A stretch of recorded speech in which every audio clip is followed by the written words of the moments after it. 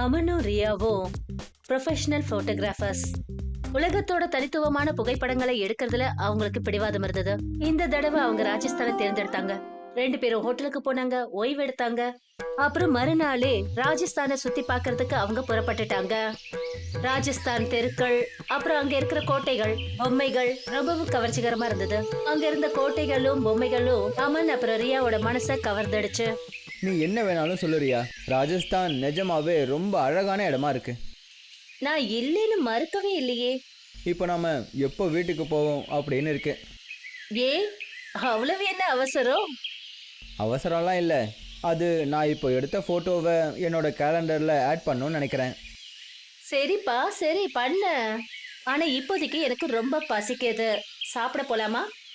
ஆ, போகலாம். அமனும் ரியாவும் மதியம் சாப்பிட்டாங்க. நிறைய விஷயங்களை பேசினாங்க. ஆனா அவங்களுக்கு தெரியாது யாரோ ஒருத்தர் அவங்க பேசுறத மறைஞ்சிருந்து கேட்டுட்டு இருக்காருன்னு. சரி, நம்ம சாயந்தரம் ஹோட்டலுக்கு போகும்போது நம்ம ராஜ்பால் ரோடு வழியாக போகலாம். நான் என்ன கேள்விப்பட்டேன்னா அங்கே சன்செட் பார்க்கறதுக்கு ரொம்ப அழகாக இருக்குமா. நாம் நல்ல ஃபோட்டோஸ் கூட எடுக்கலாம். நிஜமாவா? ஆமாம், நான் ஏன் போய் சொல்ல போகிறேன்? இல்ல, பொய்ங்கிறதுக்காக இல்ல. ஆனா அந்த வழியில நடக்கிற கதைகளை பத்தி நீ ஏற்கனவே கேள்விப்பட்டிருக்கல.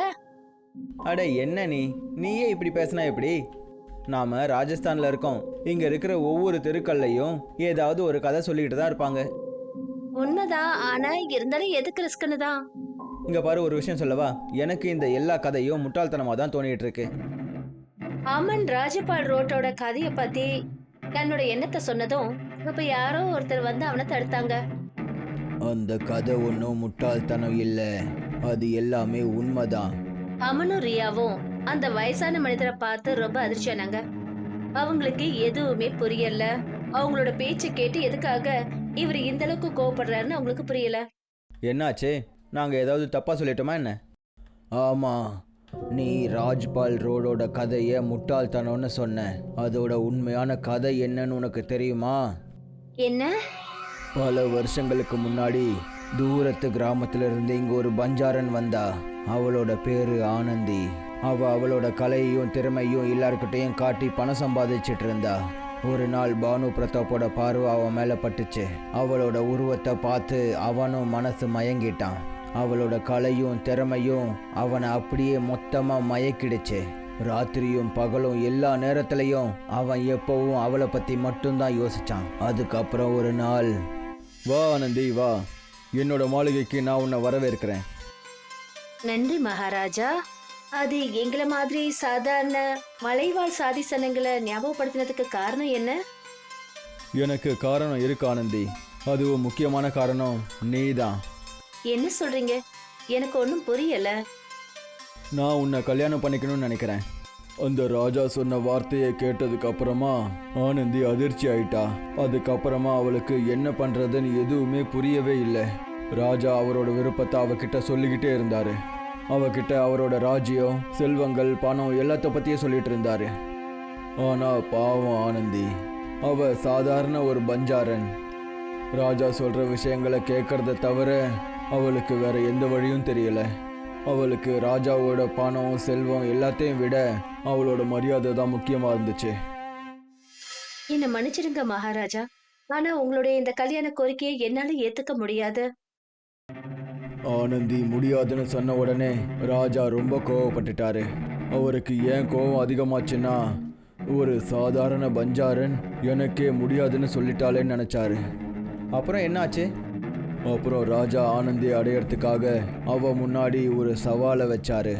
அதுபடி ராஜாவோட வீட்டில் இருந்து ராஜ்பால் ரோடு வரைக்கும் அங்கே ஒரு மலை இருக்குல்ல, அது வரைக்கும் ஒரு கயிறு கட்டப்படும்.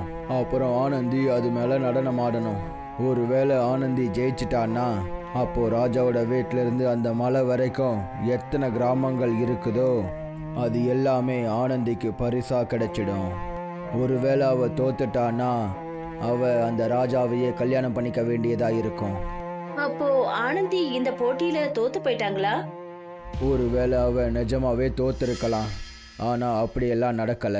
ஆனந்தி அந்த கயிறுல நடக்க ஆரம்பிச்சா. அப்புறம் அவ ஜெயிக்கிறதா இருந்தா. ஆனா அவ வெற்றிக்கு ரொம்ப பக்கத்துல போன உடனே அந்த ராஜா பயந்துட்டாரு. அவரோட கையை விட்டு ஆனந்தியும் கிராமங்களும் போயிடும்னு நினைச்சாரு. அதனால ராஜா சதி பண்ணி அந்த கயிறை வேற ஆளை வச்சு வெட்ட வச்சாரு. அப்புறம் ஆனந்தி ஒரு காட்டுக்குள்ள விழுந்து இறந்துட்டா. எல்லாரும் என்ன சொல்றாங்கன்னா அங்க விழுந்ததுக்கு அப்புறம் அவளோட சடலம் யாருக்கும் கிடைக்கலையாம். சிலர் சொல்றாங்க அவளோட உடம்ப காட்டு மிருகங்கள் சாப்பிட்டுடுச்சுன்னு சொல்றாங்க. அதெல்லாம் உண்மையா இல்லையான்னு தெரியல. ஆனா அப்போல இருந்து இப்போ வரைக்கும் ராஜ்பால் ரோட்டுக்குள்ள ராத்திரியில போறது தடை செய்யப்பட்டிருக்கு. இன்னைக்கும் அந்த பஞ்சாரனோட நிழல் அங்க வருதுன்னு சொல்றாங்க. ஒருவேளை யாராவது அவளோட காட்டுக்குள்ள போனா அவங்கள விடுறதே கிடையாதான். அந்த வயசானவர் சொன்ன விஷயத்தை கேட்டதும் அமனும் ரியாவும் கொஞ்ச நேரம் ரொம்ப கவலையாயிட்டாங்க. அந்த மலைவாசி பெண்ணோட கதை ரொம்பவே கொடுமையா இருந்தது. உனக்கு என்ன தோணுது ரியா? எதை பத்தி கேக்குற? அதான் ஆனந்தியோட கதை. ஏன், அதுக்கு என்ன? அட, அதெல்லாம் உனக்கு உண்மைன்னு தோணுதா? அது தெரியாது. ஒருவேளை உண்மையா இருக்கலாம், இல்லாமலும் இருக்கலாம். ஆனா அதனால நமக்கு என்ன? நாம வேற ஒரு பாதையில அமைதியா நம்ம ஹோட்டலுக்கு போயிடுவோம். ரியா சொன்னதை கேட்டுட்டு அமன் என்னமோ சரின்னு தான் ஒத்துக்கிட்டான். ஆனா அவனுக்கு அந்த மலைவாழ் பெண்ணோட கதை எந்த அளவுக்கு உண்மைன்னு தெரிஞ்சுக்கணும்னு ஆசை. சாயந்தரம் ஆனதும் ரியாவும் அமனும் ஹோட்டலுக்கு போய் சேர்ந்தாங்க. ஆனா அன்னைக்கு ராத்திரி அமன் வேற ஏதோ செய்யறதுக்கு இருந்தான். ராத்திரி சாப்பிட்டதுக்கு அப்புறமா அமன் சீக்கிரமா தூங்க போயிட்டான். ஆனா அமன் அன்னைக்கு பாதி இருக்கட்டுமேனு காத்துக்கிட்டு இருந்தான். சரியா 3 மணி ஆனதும் அமன் வாடகைக்கு எடுத்த காரை எடுத்துக்கிட்டான். அப்புறம் ராஜபால் ரோட்ல புறப்பட்டு போனான். அமன் தனியா ராஜபால் ரோட்ல வந்துகிட்டு இருந்தான். இந்த ரோடு வெறிச்சோடி இருந்தது. ரொம்ப அமைதி நிறைஞ்சிருந்தது. இந்த இடத்துல யாரும் வந்து போற மாதிரி தெரியல. லேசா பனிமூட்டம் இருந்தது. அப்பதான் அங்க ரோட்டோரமா நின்னுட்டு இருந்த ஒரு பொண்ணு மேல அவன் கவனம் பட்டுச்சு. ஹலோ மிஸ், நீங்க இந்த ராத்திரியில இங்க என்ன பண்ணிட்டு இருக்கீங்க? நீங்க ஏன் கேக்குறீங்க? இங்க பாருங்க, ராத்திரி ரொம்ப லேட் ஆயிடுச்சு. நான் உங்களை உங்க வீட்டில் ட்ராப் பண்ணிட்டுமா? அந்த பொண்ணுக்கு அவன் மேல சந்தேகம் வந்தது. அந்த பொண்ணு அவனை உத்து பார்த்தா. நான் இங்க என்ன பண்றேங்கிறது இருக்கட்டும், அதை விட இந்த நேரத்துல இந்த இருட்டுல நீங்க இங்க என்ன பண்ணிட்டு இருக்கீங்க? இங்க பாருங்க, இந்த ரோட பத்தி நான் நிறைய கேள்விப்பட்டு இருக்கேன். இங்க விசித்திரமான பயங்கரமான ஒரு மலைவாழ் ஆள் இருக்கானா. அவங்க இங்க வர மக்களை மயக்கி அவங்கள கொன்னுடுவானோ. அந்த மலைவாழ் ஆளு நீங்கல்ல? நீங்க பேசுற முறைய பார்த்தா கொஞ்சம் வித்தியாசமா தெரியுது. என்ன, நானா அந்த மலைவாழ் ஆளா? அந்த பொண்ணுக்கு அவன் அமன்னு நம்ப வச்சான். அதாவது மலைவாழ் பேய் இல்லைன்னு. அதுக்கப்புறம் அவன் அவனுடைய கார்ல போய் ஏறினான். அப்புறம் என்னுடைய பேரு நேஹா. நான் அமன். ஆனா இந்த ராத்திரில நீங்க இங்க என்ன பண்றீங்க? உண்மையை சொல்லவா, நான் இந்த ரோடை பற்றி நிறைய விஷயங்கள் கேள்விப்பட்டேன். ஆனால் நான் இந்த எந்த விஷயத்தையும் நம்பவே இல்லை. அதனால தான் உடனே இங்கே வந்தேன். இந்த இடத்துல எந்த ஒரு பஞ்சாரன் பூதமும் இல்லைன்னு நிரூபிக்கிறதுக்காக. பார்த்தீங்களா, அது நிரூபணம் ஆயிடுச்சு. இங்கே எந்த பூதமும் இல்லை, நம்ம சேஃபாக இருக்கோம். அது சரி, யார்கிட்ட நிரூபிக்க போறீங்க? ரியா என்னோட பார்ட்னர். நாங்கள் ஒன்றா வேலை பார்க்குறோம். ஓ, 2 பேரும் ஒன்னா வேலை பாக்குறீங்களா? அப்படின்னா நீங்க அவளை விரும்பவும் செய்றீங்களோ? விரும்புகிறேன் தான், ஆனால் மேடம்க்கு அதை பற்றி எதுவும் தெரியாது. நீங்க அவகிட்ட சொல்லி இருந்திருக்கலாம். என்ன சொல்கிறீங்க? அப்பதான் திடீர்னு ஒரு மரக்கிளை அவங்க கார் மேல விழுந்தது. அப்புறம் அவங்க 2 பேரும் மயில் இழையில தப்பிச்சாங்க. நல்ல வேலை, நாம் எப்படியோ தப்பிச்சிட்டோம். சாரி. அமன் சாரி சொன்னதுமே நேஹா ரொம்ப அமைதியாயிட்டா. அமன் அந்த பொண்ணு தூங்கிட்டான்னு நினைச்சான். அதனால அவன் எதுவும் பேசல. ஆனா அவனுடைய பார்வை ஒரு வீடு மேல பட்டுச்சு. அவன் அதை எப்ப பார்த்தானா, ராஜபால் ரோடுல இருந்து கிளம்பும் போது பார்த்தான். அவனுக்கு கொஞ்சம் வித்தியாசமா தோணுச்சு. உடனே வண்டியை நிறுத்தினான். அவன் நேஹாவை எழுப்பினான். அப்புறம் அவனோட போன்ல இருந்து ரியாவுக்கு கால் பண்ணான். அடடா, என்ன ஆச்சு? கால் போக மாட்டேங்குது. நேஹா அவனோட நிலைமைய பார்த்து சத்தம் போட்டு சிரிக்க ஆரம்பிச்சா. வா, இங்கே எனக்கு இவ்வளோ பிரச்சனையாக இருக்கு, நீ சிரிச்சிட்டு இருக்கியா? வேற என்ன பண்றது? அவன் மறுபடியும் வண்டியை ஓட்ட ஆரம்பிச்சான். ஆனா விசித்திரமான விஷயம் என்னன்னா, அவன் சுத்தி சுத்தி அதே இடத்துக்கு வந்து நிக்கிறான். அப்புறம் அவன் நிலைமைய பார்த்து நேஹா சிரிச்சுக்கிட்டே இருந்தா. அட, இங்கே எனக்கு என்னதான் நடக்குது? நீ பாட்டுக்கு சிரிச்சுக்கிட்டே இருக்க. எனக்கு எதுவும் புரிய மாட்டேங்குது. நம்ம மாட்டிக்கிட்டோம்.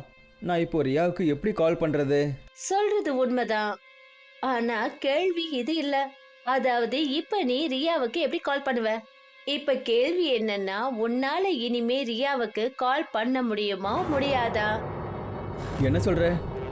இப்போமா உனக்கு புரியல அமன்? கொஞ்சம் திரும்பி பின்னாடி பாரு. அவன் பார்த்தான், அப்ப அவனோட வண்டி அங்கதான் நின்னுட்டு இருந்தது. எந்த இடத்துல அவன் கார் மேல அந்த மரத்தோட கிளை விழுந்ததோ அங்க. அப்புறம் அவன் அந்த கார்ல ரத்த வெள்ளத்துல பெணமா கிடந்திருந்தான். இதெல்லாம் எப்படி நடந்துச்சு? இப்ப சொல்லு, இப்பவும் உனக்கு தோணுதா? அதாவது அந்த மலைவாழ் பெண்ணோட கதை பொய்யன்னு? அப்படின்னா நீதான்? பாவம் அமன் கடைசியில அந்த மலைவாழ் பெண்ணோட வலையில சிக்கிக்கிட்டான். அப்புறம் கொல்லப்பட்டான். மறுநாள் போலீஸ்க்கு அமனோட பணம் அதே ரோட்ல கிடைச்சது. இது மாதிரிதான் அமனோட கதை முடிவடைஞ்சது.